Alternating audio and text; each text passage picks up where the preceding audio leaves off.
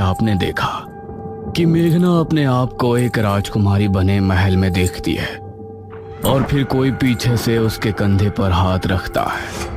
तभी वो चीखती हुई नींद से जाग उठती है। अब आगे। अरे क्या हुआ मेघना? मेघना की सांसें तेज तेज चल रही थी। उसके माथे पर पसीना आ गया था। कुछ बोल तो, क्या हुआ? बहुत ही अजीब सपना देखा यार। देख, मुझे लगता है तो इस गांव की झूठ मूठ की हिस्ट्री के बारे में ज्यादा ही सोच रही है। हम लोग बस मृत्युंजय अमृत का सैंपल लेते हैं और निकलते हैं यहाँ से, ठीक है? इस पर मेघना ने हल्के से हाँ में सर हिलाया। लेकिन सच कहा जाए तो असल में वो अपने साथ हो रही और इस गांव में घट रही हर एक घटना का रहस्य जानना चाहती थी। सुबह सुबह चीखना चिल्लाना बंद करो और दोनों हाथ मुंह धोकर नाश्ते के लिए आ जाओ। ये कहकर ठकुराइन वहां से चली गई। ये औरत बहुत ही खड़ूस है। एक बार हमारा काम हो जाए, इस गांव को मुड़कर भी नहीं देखना मुझे। ये दोनों फ्रेश होकर नाश्ता करने पहुंचे तो अनुज ने उठकर मेघना के लिए चेयर पुल अप की। आओ मेघना, बैठो।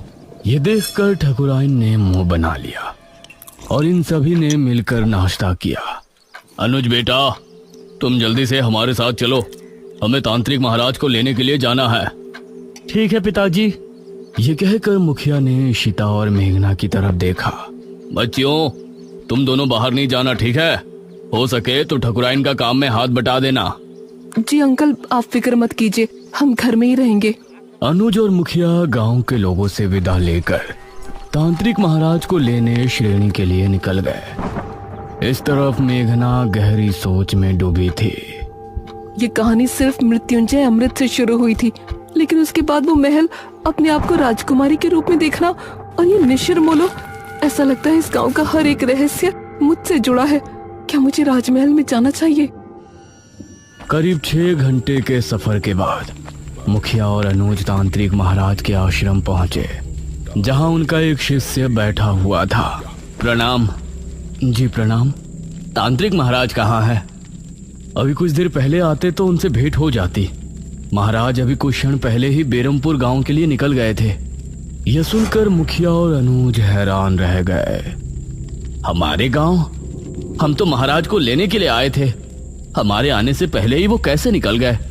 उन्हें किसने सूचना दी कि हमें उनकी जरूरत है? बाबा का अपने हर एक शिष्य से गहरा संबंध है। उनको दूर बैठे ही उनके बारे में सब कुछ पता चल जाता है। धन्य हो तांत्रिक महाराज। इसका मतलब है कि उनको पहले ही आभास हो गया था कि छोटे तांत्रिक की मृत्यु हो गई है, इसीलिए वो हमारे गांव के लिए निकल गए। पिताजी, अब हमें भी चलना चाहिए। तांत्रिक महाराज तो हमसे पहले गांव पहुंच जाएंगे। हाँ बेटा, चलो। धन्यवाद। अनुज और मुखिया उसी समय वापस गांव आने के लिए निकल गए। इसी तरह दोनों का सफर में ही दिन गुजर गया। इस तरफ शाम होने पर गांव में डर का माहौल छा गया। सभी लोग चौक पर जमा हुए गांव के मुख्य द्वार की तरफ ही देख रहे थे। हे भगवान, मुखिया जी कहाँ रह गए? रात हो गई है, कहीं निशिर मोलो ना आ जाए। इसी तरह से 7 बजे का घंटा बजा और मौसम फिर से बदल गया। सभी ये देखकर डर गए। मेघना, इशिता और ठकुराइन भी सभी के साथ वहां खड़ी थी। तभी उन्होंने मुख्य द्वार से किसी के कदमों की आहट सुनी और धीरे धीरे आंख से साफ हुआ तो सामने से तांत्रिक महाराज आते हुए नजर आए। अरे, ये तो तांत्रिक महाराज हैं। उन्हें देखकर सभी लोग खुश हो गए। तांत्रिक महाराज की जय हो! तांत्रिक महाराज की जय हो! सभी ने तांत्रिक महाराज के आगे हाथ जोड़कर नमन किया। तांत्रिक महाराज, ये और मेरा बेटा अनुज कहाँ है? वही आपको लेने के लिए गए थे ना? ठकुराइन, हमारे शिष्य की मृत्यु की सूचना हमें रात ही मिल गई थी, इसलिए हम स्वयं ही यहाँ आने के लिए निकल गए थे। उनसे हमारी भेंट नहीं हुई। हे भगवान, तो ये कहाँ रह गए? अब हम आ गए हैं। आप लोगों को डरने की जरूरत नहीं है। मुखिया और अनुज भी वापस आ ही जाएंगे। महाराज, आप जो भी करना है आप ही को करना है। जब तक ये और अनुज नहीं आ जाते आप हमारे घर चलकर आराम कर लें। ठकुराइन, हम तांत्रिक होकर बड़ी हवेली में नहीं रह सकते। आप लोग पुराने किले में हमारे ठहरने का प्रबंध कर दें। जैसा आप कहें महाराज।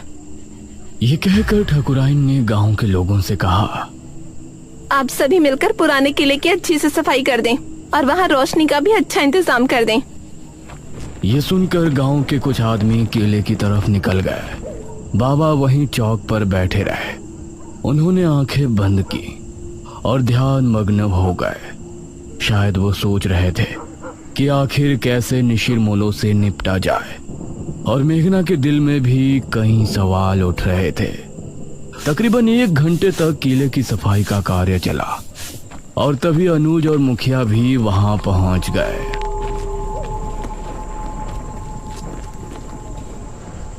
शुक्र है आप आ गए जी। प्रणाम तांत्रिक महाराज। मुखिया की आवाज सुनकर तांत्रिक महाराज ने आंखें खोली। तभी गांव के आदमी भी वहां पहुंच गए। किले की सफाई हो चुकी है ठकुराइन, अब तांत्रिक महाराज वहां ठहर सकते हैं। आप सभी हमारे साथ किले में चलिए। निशिरमोलो इतने सालों बाद कैसे वापस जाग उठे, ये जानने से पहले हम सभी को निशिरमोलो की पूर्ण कहानी को दोहराने की जरूरत पड़ेगी। अब सभी लोग मिलकर किले में पहुंचे। तांत्रिक महाराज एक ऊंचे टीले पर बैठे थे। किले में हर तरफ कहीं दीपक और दीवारों पर मशालें लगी थी जो वहां रोशनी उत्पन्न कर रही थी। मेघना अब तांत्रिक महाराज को बड़े गौर से देख रही थी, क्योंकि निशिरमोलो के बारे में जानने की उसकी उत्सुकता भी बढ़ रही थी। ये बात सन 1626 की है। उस समय हमारे नगर में महाराज विश्वजीत का शासन था। विश्वजीत की रानी का देहांत हो गया था और उनकी एक राजकुमारी थी, राजकुमारी मेघालय। महाराज, नगर में फैली महामारी अब और बढ़ चुकी है। अब इससे नहीं निपटा गया तो राज्य पूरी तरह से बर्बाद हो जाएगा। इस महामारी से निपटने का बंदोबस्त हम अवश्य करेंगे मंत्री जी। उसी समय एक आदमी वहां पहुंचा। महाराज की जय हो। जी, कौन है आप? महाराज, हम आपके पड़ोसी राज्य बल्लभगढ़ के राजा इंद्रसेन के दूत हैं। उन्होंने आपको शीघ्र ही मिलने बुलाया है। उनका कहना है कि आपके राज्य पर जो संकट आया है उससे निपटने में वो आपकी सहायता करना चाहते हैं। पिताश्री, हमें नहीं लगता कि वो हमारी इस महामारी से निपटने में कोई सहायता कर सकते हैं। हमें स्वयं ही कुछ करना पड़ेगा। समस्या गंभीर है राजकुमारी, हमें एक बार अवश्य ही उनसे मिलना चाहिए। हम आज रात ही उनके राज्य के लिए निकलते हैं। ठीक है पिताश्री, इस महामारी का जो भी हल निकले आप शीघ्र ही वापस आने की कोशिश करें, क्योंकि अगर आप इस बीमारी का इलाज नहीं ढूंढ पाए तो हमें ही कुछ करना होगा। अवश्य राजकुमारी। महाराज अपने रथ में बैठ बल्लभगढ़ के लिए निकल गए। रथ में उनके साथ सेनापति थे और 2 घोड़सवार सिपाही पीछे आ रहे थे।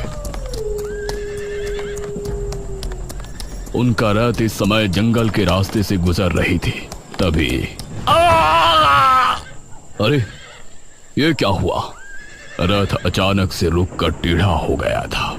सेनापति जी, बाहर निकलिए। महाराज और सेनापति बाहर निकले तो देखा रथ का पहिया गड्ढे में फंसा है और चटक भी गया है। अरे, ये क्या हुआ? अब जंगल में इस रथ का पहिया कौन ठीक करने आएगा? क्षमा करें महाराज, हम अभी इसे ठीक कर देंगे। आपको थोड़ी प्रतीक्षा करनी पड़ेगी। तभी इन लोगों को पानी की आवाज सुनाई दी। ये कैसी आवाज है? ऐसा लगता है जैसे कोई कुएं से पानी खींच रहा हो और यह आवाज कुएं के ऊपर लगी चरखी से आ रही हो। आइए देखते हैं। राजा और सेनापति उस दिशा में गए तो वहां उनको कुएं पर एक औरत पानी भरती नजर आई। उसके बाल बहुत लंबे थे, वो दिखने में बहुत ही खूबसूरत थी और वेशभूषा से आदिवासी लग रही थी। उसने जैसे ही महाराज और सेनापति से नजरें मिलाई तो उसका सौंदर्य देखकर ये दोनों ही सन्न रह गए।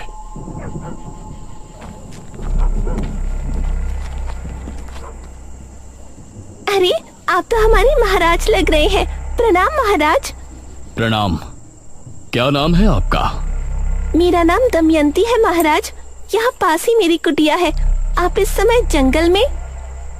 असल में हम पड़ोसी राज्य के लिए निकले थे। हमारा रथ खराब हो गया है, तो इसीलिए हम जंगल में भटक रहे हैं। महाराज, तो आप हमारी कुटिया में चलिए। यहाँ भटकना ठीक नहीं है। जब तक रथ ठीक नहीं हो जाता आप वहाँ रुक सकते हैं। ये दोनों दमयंती के साथ उसकी कुटिया में चले गए और फिर दमयंती ने दोनों को पीने के लिए पानी दिया। कितनी सुंदर है ये। अगर ये हमारी पत्नी बन जाए तो जीवन धन्य हो जाए। कितनी सुंदर स्त्री है। अगर ये हमारी पहली महारानी बन जाती तो कितना अच्छा होता। लेकिन हम एक महाराज होकर इसके सामने अपना प्रस्ताव रखें और इसने ठुकरा दिया तो इससे हमारा बहुत अपमान होगा। दमयंती दोनों को देखकर मुस्कुराने लगी। क्या हुआ दमयंती जी, आप इस तरह से क्यों मुस्कुरा रही हैं? दमयंती ने दोनों की तरफ देखा और बोली, अगर हम कहें कि हम आप दोनों के मन की बात सुन सकते हैं तो आपको कैसा लगेगा? ये आप क्या कह रही हैं? भला कोई किसी के मन की बात कैसे सुन सकता है? मैं सुन सकती हूँ महाराज। अभी सेनापति जी ने हमें अपनी धर्मपत्नी और आपने हमें अपनी महारानी बनाने के बारे में सोचा है। ये सुनकर सेनापति और महाराज दोनों ही हैरान रह गए। आप लोग घबराएं नहीं, मैं भी आप दोनों में से किसी एक की होना चाहती हूँ। ये सुनकर महाराज और सेनापति दोनों के चेहरे पर मुस्कान छलक आई। तो ठीक है दमयंती, अपना निर्णय सुनाए। इससे पहले ही सेनापति बोला, महाराज, अगर आप दमयंती को चाहते हैं तो हम आपके विरुद्ध नहीं जा सकते। ये सुनकर महाराज को बहुत अच्छा लगा और दमयंती भी मुस्कुराई। किंतु हम एक महारानी का जीवन नहीं जीना चाहते। हम आपकी धर्मपत्नी बनकर सिर्फ अपना पत्नी धर्म निभाना चाहते हैं। अगर आपको हमारा प्रस्ताव स्वीकार है तो आपको अभी इसी क्षण हमसे विवाह करना होगा। महाराज ने उसी समय अग्नि के साथ फेरे लेकर दमयंती से विवाह कर लिया। सुबह होने तक रथ भी ठीक हो गया था। महाराज ने दमयंती को भी अपने साथ लिया और फिर उस राज्य पहुंचे। राजा इंद्रसेन को हमारा नमन है। आइए महाराज, बैठिए। महाराज और इंद्रसेन में बातें हो रही थी, लेकिन इंद्रसेन भी दमयंती पर मोहित हो गया था।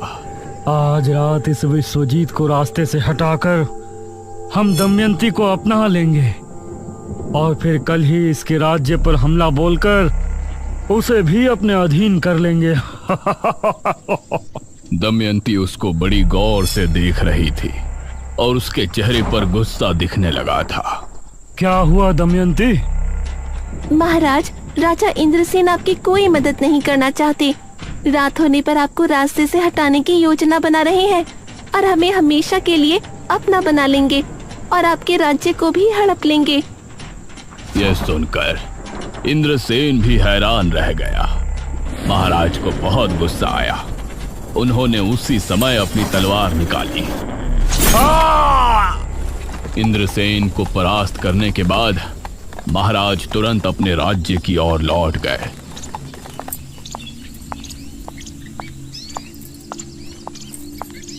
राजकुमारी बहुत चिंता में थी। प्रणाम पिताश्री। क्या बताया इंद्रसेन ने? क्या उस महामारी का कोई हल निकला? इंद्रसेन ने हमें बहाने से वहां बुलाया था। वो हमें मारना चाहते थे। वो तो धन्य हो दमयंती का जो इन्होंने हमें बचा लिया। राजकुमारी को महाराज की बात जरा भी समझ में नहीं आई। उसने दमयंती को घूर कर देखा। पिताश्री, अब हम ही इस महामारी का कोई इलाज ढूंढने जाते हैं। आप राज्य कार्य संभालें। दमयंती राजकुमारी को बहुत ही रहस्यमय मुस्कान के साथ देख रही थी। राजकुमारी महल से निकली और इस तरह राजा दमयंती के साथ महल में समय बिताने लगे और धीरे धीरे राज्य के कामों से दूर होते गए। करीब 1 वर्ष और माह के बाद राजकुमारी वापस लौटी।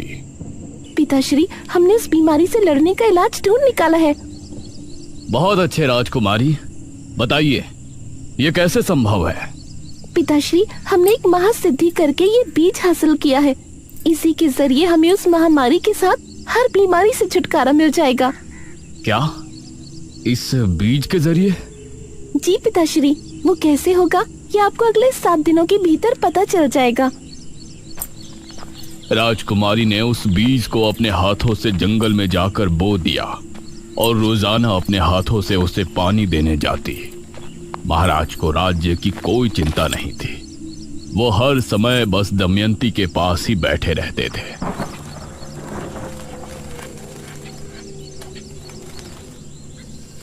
7 दिनों के बाद राजकुमारी महाराज, मंत्री और सेनापति को लेकर जंगल पहुंची।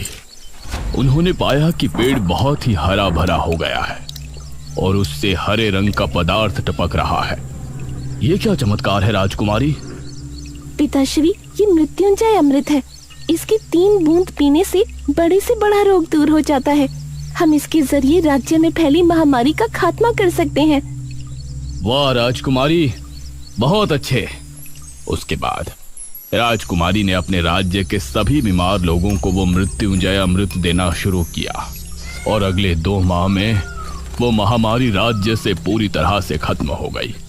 राजकुमारी इससे खुश भी थी, लेकिन महाराज के दमयंती के करीब जाने और हर दम चिपके रहने से चिंता में भी थी।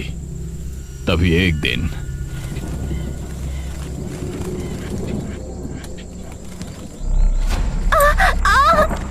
महाराज!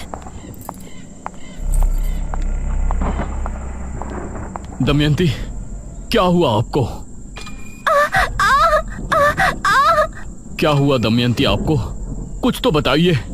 देखते ही देखते उसके चेहरे की रंगत बदल गई और वो एक बूढ़ी नजर आने लगी। ये देखकर महाराज के पैरों तले जमीन निकल गई। दमयंती, ये क्या हो गया आपको? महाराज, असल में मैं कोई आम स्त्री नहीं हूँ, मैं एक डायनी हूँ। क्या? एक डायनी? हाँ महाराज, एक डायन जवान मर्दों को मारकर अपनी उम्र बढ़ाती है, लेकिन मैंने वो करना उचित नहीं समझा। इसलिए आज जब मेरी आयु 100 वर्ष हो गई है तो मैं बूढ़ी हो गई हूँ। अब अगली एकादशी की रात मेरी मृत्यु हो जाएगी। नहीं दमयंती, हम आपको ऐसे मरने नहीं दे सकते। हमें आपके डायनी होने से कोई ऐतराज नहीं। आपको बचाने का कोई तो तरीका होगा। एक तरीका है महाराज, लेकिन बहुत ही मुश्किल कार्य है। हमें बताइए, हम आपको बचाने के लिए कुछ भी करेंगे।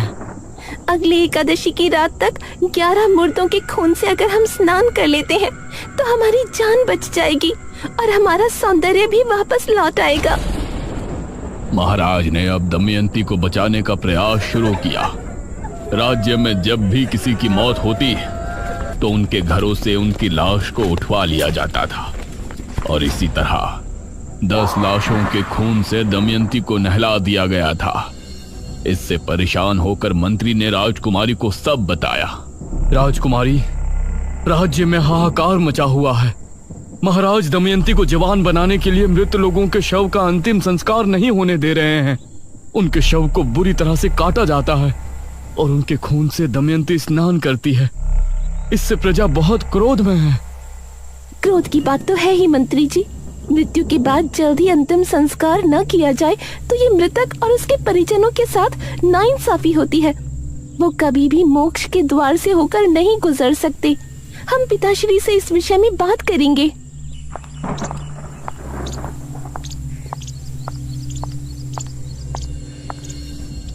राजकुमारी ने महाराज से बात की, लेकिन उनके सर पर दमयंती को बचाने का भूत सवार था।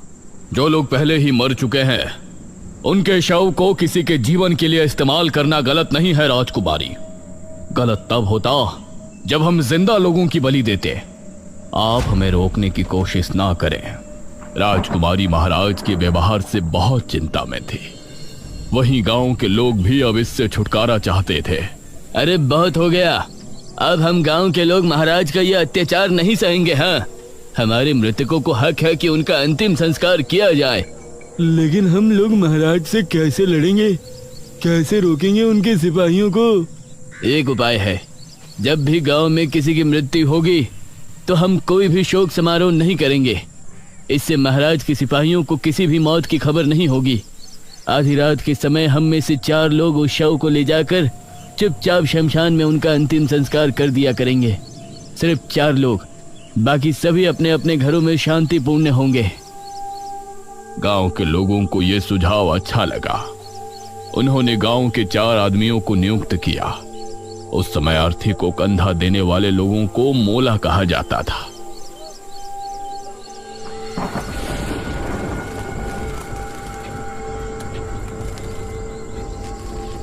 ये 4 लोग रात के समय निकला करते थे, इसीलिए इनका नाम निशिर मोलो रखा गया।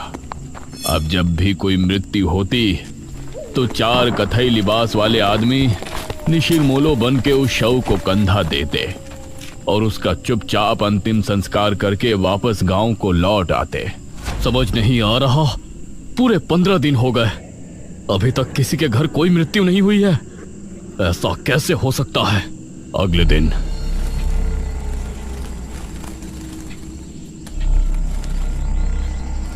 महाराज के गुप्तचरों के द्वारा महाराज को यह बात आखिर पता चल ही गई और उनका क्रोध 7वें आसमान पर आ गया।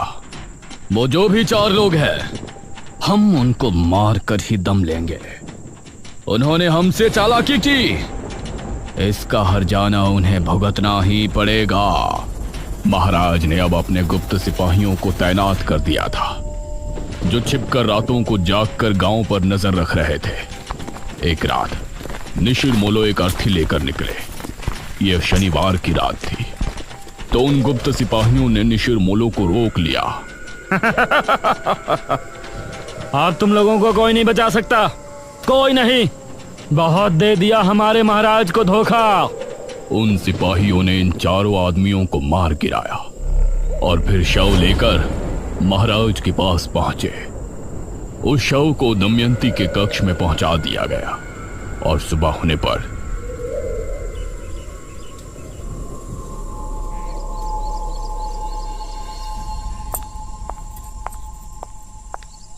दमयंती कक्ष से बाहर निकली, अपने उसी खूबसूरत जवान अवतार में।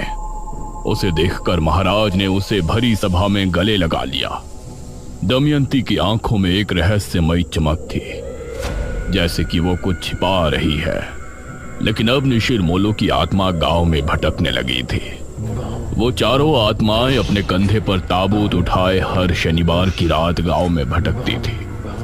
उस समय उन आत्माओं को जो भी दिखाई देता, वो समझती कि ये राजा के सिपाही है जो उनको रोकना चाहते हैं, इसीलिए वो उसको अपने साथ ले जाती।